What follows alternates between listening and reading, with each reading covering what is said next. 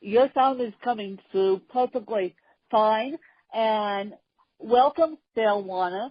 This is the Butterflies of Wisdom podcast.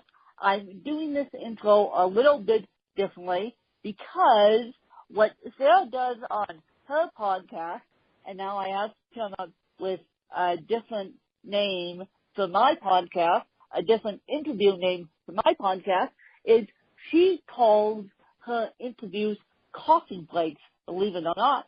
And this Sarah Werner is a full-time writer, and she's a prolific podcast host, and yours truly has been on the Right Now podcast, sharing my story, and it was a wonderful time, so I wanted to reciprocate to Sarah and by on my podcast, and so she's going to share her story. Thank you, Wynn. I am so excited to be here. Oh, thank you. Gosh, I'm so excited to be here. I loved having you on my show, and like you said, I'm so glad that you reciprocated. I'm so excited to be here. So I love your show, and I love what you're doing with it. I love that you're dedicating your life and your podcast to helping people. I think that's just so, so wonderful. So, well, gosh, so like you said, I'm Sarah. I am a paid writer. And I know we talked a little bit about this sort of being a dream of yours, and so I'd love to share how I got into it. I've loved writing ever since I was little, and I know that you yourself have written, I want to say 9 books. Is that right? Yep, 9 books. Yep. 9 books. Which is amazing, and I'm 10th and the 11th book in the process. You are so incredible. Like this is amazing. And so so I started off I guess just reading a lot and deciding that I wanted to write as well. I loved reading, and I think this is true of a lot of writers. That we try to do what we love. We imitate what we see. And so I was reading a lot, so I decided I was going to start writing. And eventually what happened was I went to college, and after that I got into marketing because I had a lot of student loans to pay off, and I needed to get a paid job. And I ended up not writing, and I was very upset about that. And I was like, how can I fit writing into my life? And so I started a podcast about writing. And I started, I think, for the same reason that a lot of other people start podcasts, and that was I wanted to ask people I admired questions. Like I wanted to learn. And so I had some wonderful writers on my show, and I get to speak to writers every week now. And I also get to think a lot about writing. And it's just made such a huge difference in my life. So in talking to writers, I've learned a lot. And I have also started to write more and more. A few months ago, I actually left my job in marketing so that I could write full-time. And that is just, it's been an interesting adventure. I think sometimes if you think about writing full-time, you think about, I'm going to be in this coffee shop with like a little notebook, and it's going to be beautiful, and it's going to look, my life is going to look like Instagram. And it's just going to be happy all the time. And it's still really hard work. It's interesting because you're living the dream, but the dream is also really, really, really hard work sometimes. Yes. Yeah. So I'm right now I'm writing for other people. So I ghostwrite books, and I have a column about podcasting in Forbes. And I do content marketing writing, and I do writing for the local, some kind of local publications. And then I produce my podcast, which also requires a lot of writing on the side. And it's all very interesting. Show notes. Pardon? Show notes require a lot of writing and a lot of effort. They absolutely do. Yes, writing those show notes is sometimes I forget how much work it is, and when I sit down to do it, I'm like, oh, I have a lot of show notes to write here. Yeah. But yeah, do you have any, so I guess that's kind of like the general overall story of kind of starting my podcast, becoming a paid writer. What else can I tell you? Well, I listen to your podcast religiously. Now I'm on it again. Thank you. I'm a fangirl. If you guys don't know, I'm a fangirl of Sarah. And I'm a fangirl too. Well, you're a fangirl of mine too now. So my question to you guys, to you, Sarah, and to all my listeners who are going into the writing field / communications field, I heard you say on one of your podcasts, do you really need a writing degree to be a self-published author? And I think I tend to play devil's advocate because I'm going through this process right now of getting my journalism degree. And so I think you do. But you said no because it costs a heck of a lot of money and student loans are being involved. And so how did you do it? What a great question. And I think that I'd like to clarify something also that I didn't say in that episode. So I did say that, you don't need this degree, but it can help. So if you have a writing degree, it can help. And so I have a bachelor's degree in writing and something else. I don't even remember what the other half of my degree is in. But I didn't use it for the first 10 years of my career. And really everything that I learned about writing, I learned while podcasting and writing and just figuring things out on my own. So I think there's a lot to be said for just learning through real life, I guess, learning about writing through reading, learning about writing through conversations with writers. So a lot of people go to school for for the degree to say, like, yes, I have a degree in writing. And that's awesome, and it helps a lot of people, but I don't think people, if they don't have a degree, it shouldn't keep them from becoming a writer. Does that help? That helps. That helps a lot.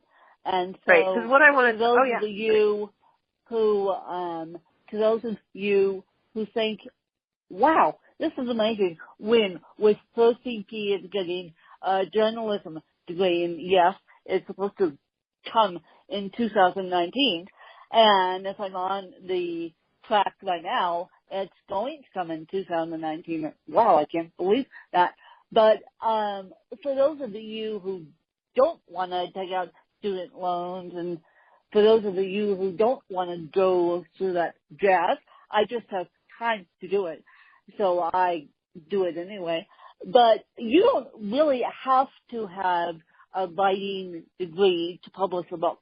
But what you do need, and I don't care how many pieces of bad fan mail I will get about this, is a good, strong editor or good, strong ghostwriter, or preferably both. I'm using both myself because I use Siri to write my books. Siri is Apple's dictation, and Siri doesn't do a good job with putting punctuation in books.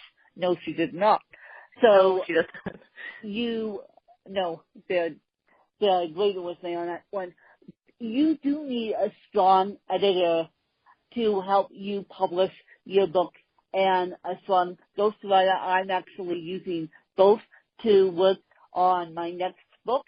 And for the first time in my life, I'm not sending it off to my editor first thing. I'm doing a beta read with a ghostwriter, and so you guys will see that when the book comes out, and you will see my baseline writing improve. Thank you very much, Miss Ghostwriter. And so who or how, Sarah, would you recommend someone find a really strong editor or really strong ghostwriter or both? Or they can just use you. I agree that a good, strong ghostwriter or a good, strong editor, or both preferably, is so important. You're absolutely right. And it can be hard to find a good editor or a ghostwriter. There's some services online that people can use. Reedsy, Reedsy, offers, they sort of play matchmaker between writers and editors, and so you can go there. It's sort of an open marketplace for editors. You can also just sort of, you can Google editor, but there's really no guarantees there about if they're good and professional or not. And also, yes, people can go through me. I also do ghostwriting and editing full time, and people are free to contact me if they're interested in my services. Yes, yes. People should just use Sarah if they're interested in. I unfortunately am not using her. I have another person who's editing my books and editing and ghostwriting for me. But if my ghostwriter ever disappears, I would definitely be using you, because my ghostwriter may quit on me one of these days, depending on her workload. And the day she does, the day she decides to jump ship, I have a backup ghostwriter. And so explain to my audience what a ghostwriter actually does, because what I've been told is they add words to the page to make us sound pretty. Yeah. There's a lot of different levels of ghostwriting, and so that's one of the levels that I do. Is someone will hand over a manuscript, and I'll kind of put in words, I'll put in paragraphs, I'll maybe move some things around, looking for flow and all of that good stuff. But also, I can also help writers start from scratch. So say that there's someone who doesn't have a lot of time to write the book they want to write, or if they just don't feel like their writing skills are very strong, they can come to me and say, hey, I would like to write like a 7-chapter nonfiction book, about real estate. Here's what I want the 7 chapters to be, and we'll kind of go through it together and work on an outline, and then often I'll just write the entire book after a very lengthy interview process. So there's kind of a lot of different ways to go about doing it. And so, yeah, basically what my ghostwriter is doing right now is she's adding words to the pages and making it sound like me, because what I handed her was a mess. I handed her a mess. I said, here, make this pretty, and that's what she's doing for me. But ghostwriters can actually write books for you guys if you feel so inclined. Although I use ghostwriters in a way that they make me sound prettier than my original writing. So, as I said, if my ghostwriter now ever jumps ship, I would definitely use Sarah. And now, my next question is, I was actually listening to one of your podcasts this morning, and of course, it goes, should you use a pen name or should you not use a pen name? And I want to know from you, because I am heavily considering, now that I'm on the track of journalism, to use a pen name. I want to know from you, how do we as writers go down that rabbit hole of deciding on a pen name? Oh my gosh, what a great question. So writers use pen names for a lot of different reasons. And for some people, it's if you're a kindergarten teacher and you're writing about something with adult themes or something very violent, you'll want to use a pen name, so that maybe you distance yourself a little bit from that work career-wise. Yeah. But a pen name is basically a pseudonym or a fake name that you publish under.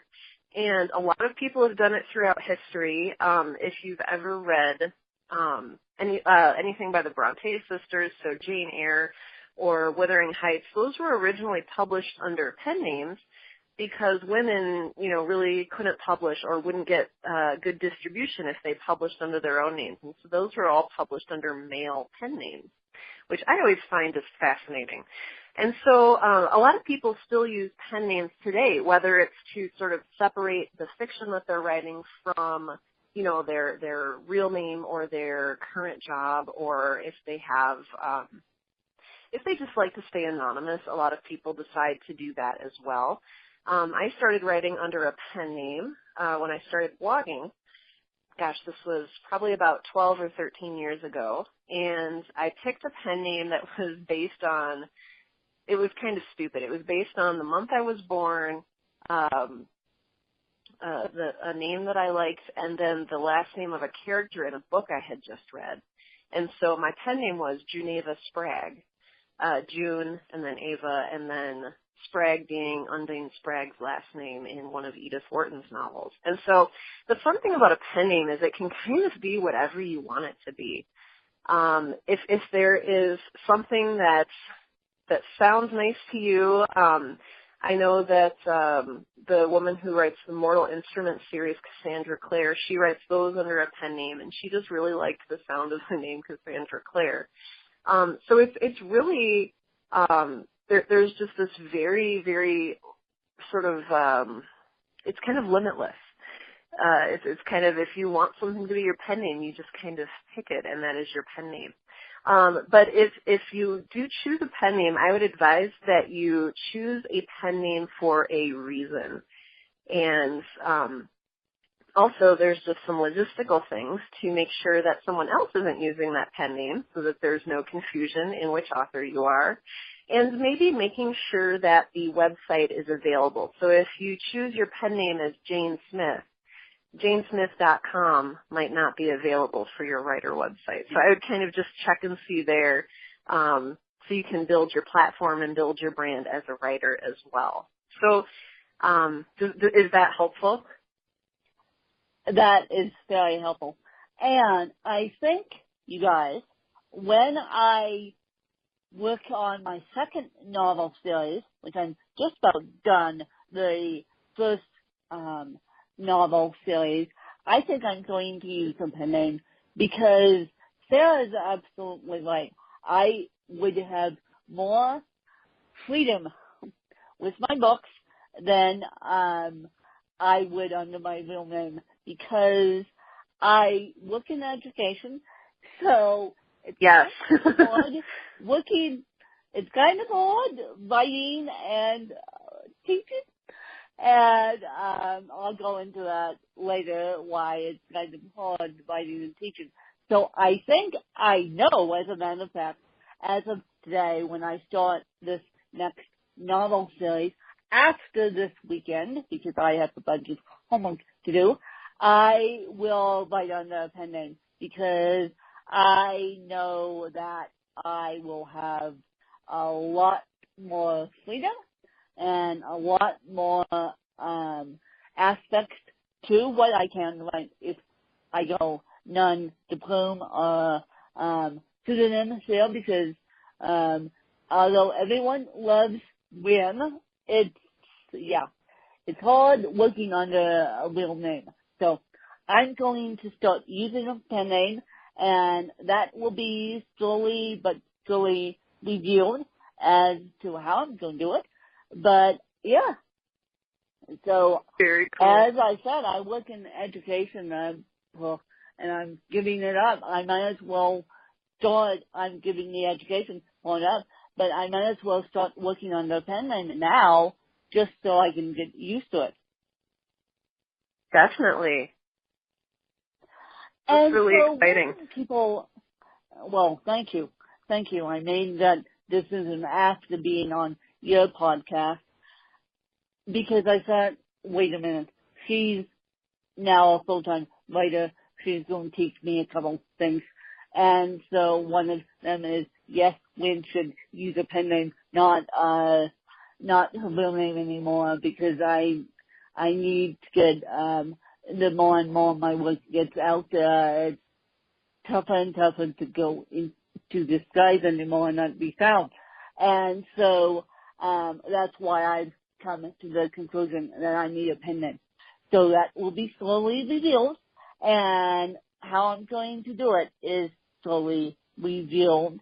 And so look out that in my next novel series, you guys, which I am now going to produce 4 books per month and Wow. 15 books in 2000 and probably 2019 or 2020, depending on when I get my journalism degree. So I'm ramping it up, starting with 4, working on 2 right now, finishing one right now that's going to be out at Christmas, and then I have another one coming out in May.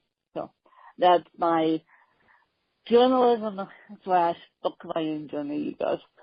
So, Sarah, where can people find you, and where can people get a hold of you, and how can they listen to your podcast? Oh, thank you for asking. They can find me out at sarahwerner.com. That's SarahWerner.com. If you'd like to listen to my podcast, you can find it out there. You can also find it on iTunes, Stitcher, Apple Podcasts, Google Play, all of those places. It is called Write Now with WRITE now. It's about writing. Wynn's episode with me will be coming up soon, and so I'm kind of excited about that as well.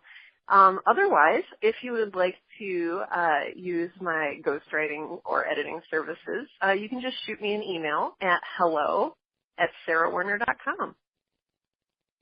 And yes, you guys should, because ghostwriters save all these books.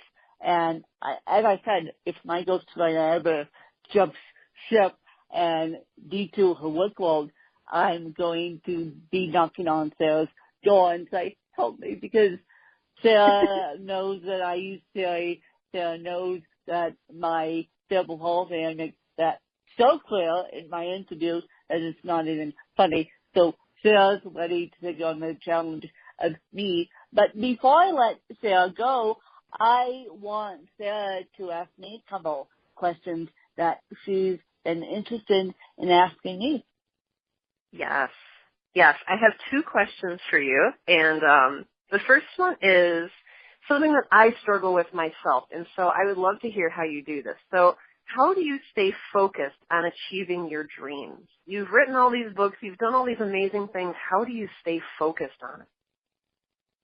Well, as I said on your podcast interview, I set my iPad up just to be my writing iPad, not my school iPad, not my notifications iPad, not my notifications iPad, just my writing iPad.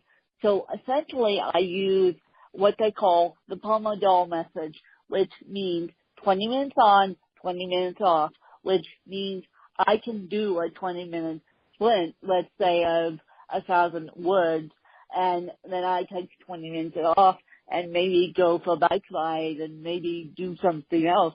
And I have an exercise ball that I sit on while I write.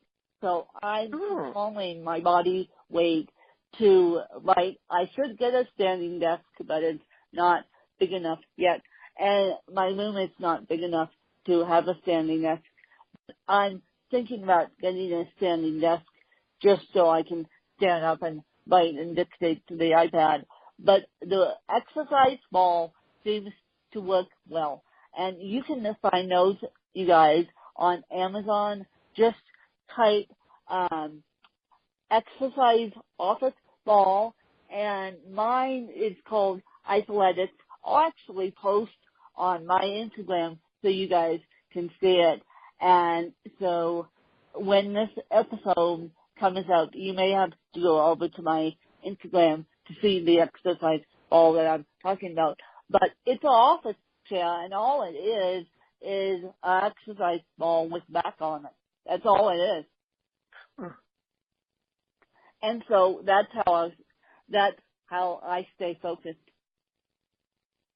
I love it. I love it. It is so hard to stay focused, but like you said, that Pomodoro method is, yes, I need to get back on track with that. Yeah. My second question for you is, life is not always kind to us. Life is not always good. How do you stay positive? and you're not the first person who's asked me this in the last couple of weeks. Geez, why do you guys all want to know how I stay positive?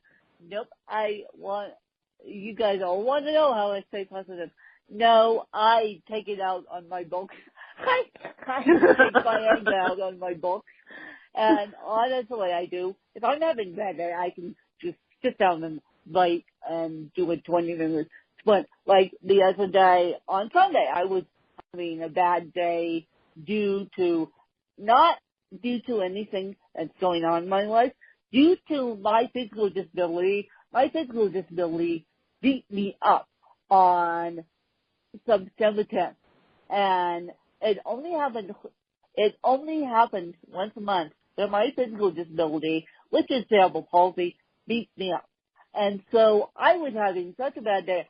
I took it out on my book and wrote a full chapter 2 of my autobiography. I'm like, this is not cool. This is not cool. So I take it out on my books. I take my anger out on my books, and then I get back to the positive, and then that's how I stay so positive. I love that. It's so interesting. I love that you said that because I was kind of expecting you to say like, oh, I'm just happy all the time.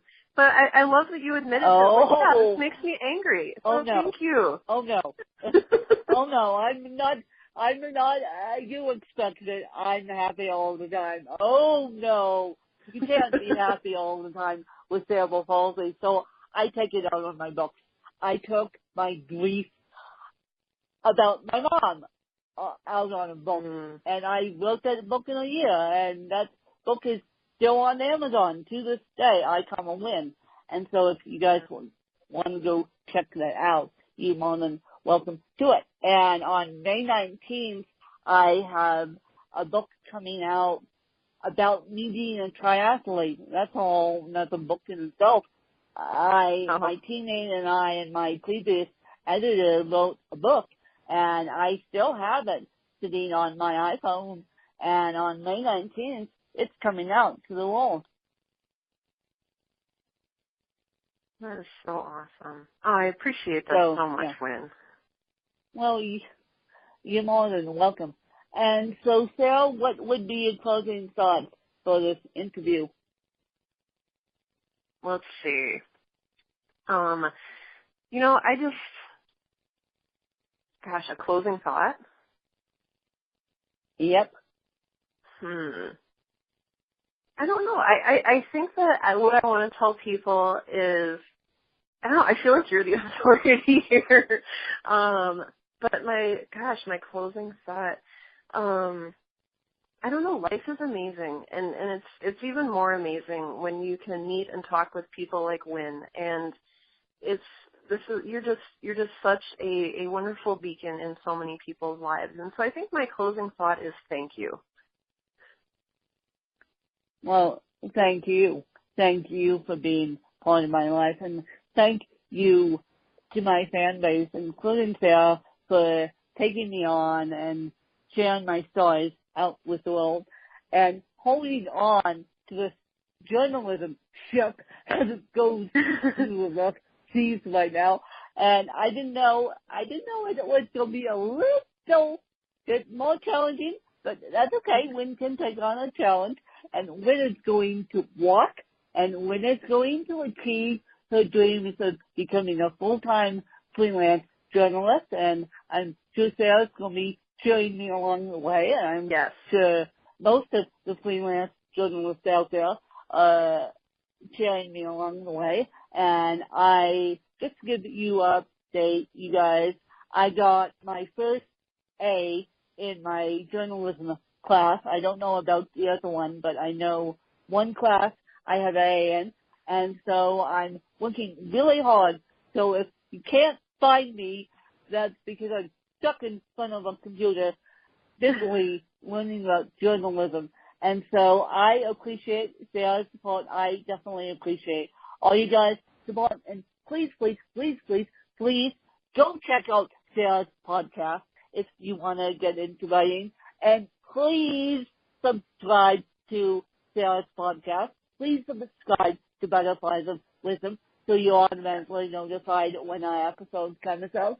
And please, please, please, please, please leave a review in iTunes on Sarah's podcast, on this podcast. All it does is help iTunes say this podcast needs to be seen by more people, and I think the work that Sarah's doing is incredible.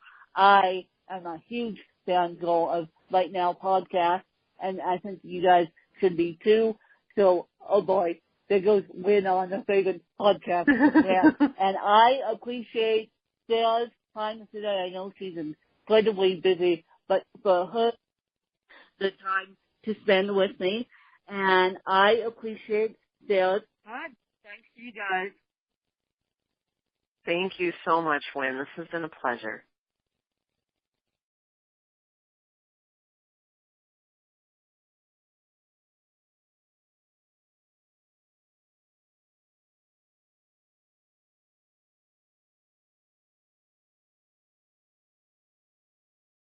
Oh, are you still there?